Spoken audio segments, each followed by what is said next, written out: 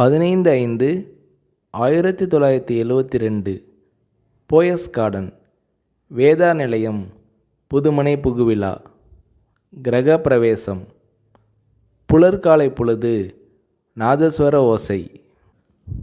தென்னிந்திய திரையுலகின் பட தயாரிப்பாளர்கள், இயக்குனர்கள், கலைஞர்கள், கதை வசனகர்த்தாக்கள், திரைப்பட பத்திரிகையாளர்கள் என திருவிழா போல பெருந்திரள். சளைக்காமல் சலிக்காமல் ஓடி ஆடி உபசரித்தார் ஜெயலலிதா. மாளிகை முழுவதையும் சுற்றி காட்டினார். எப்போதுமே பத்திரிகையாளர்களை சகோதரர்கள் போல கருதும் ஜெயலலிதா அன்று ஒவ்வொரு அறைக்கும் அழைத்து சென்றார்.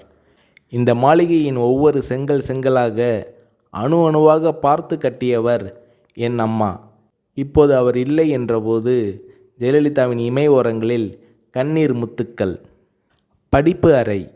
அங்கே 1000க்கும் அதிகமான தமிழ் மற்றும் ஆங்கில நூல்கள், படித்து முடித்த நூல்களில் குறிப்பெடுக்க அடிக்கோடுகள்.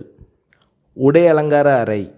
பட்டு புடவைகள் மட்டும் 5000க்கும் அதிகமாக இருக்கும். ஃபேஷன் புடவைகள் பல ஆயிரம். அலங்கார அறை. விதவிதமான ஒப்பனை பொருட்கள். நகை அலங்கார அறை.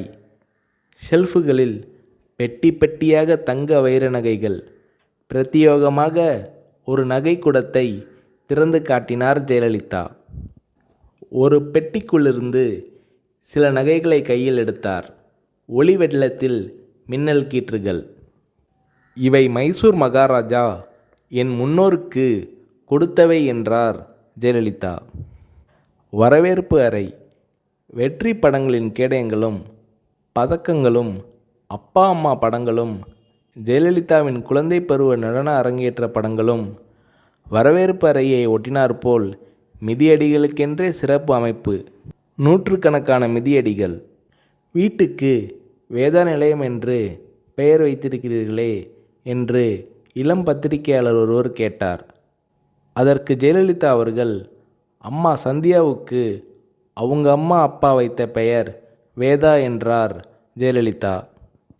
சந்தியா என்பது சினிமாவில் நடிக்க தொடங்கிய போது சூட்டிக்கொண்ட பெயர் என்றார் ஜெயலலிதா.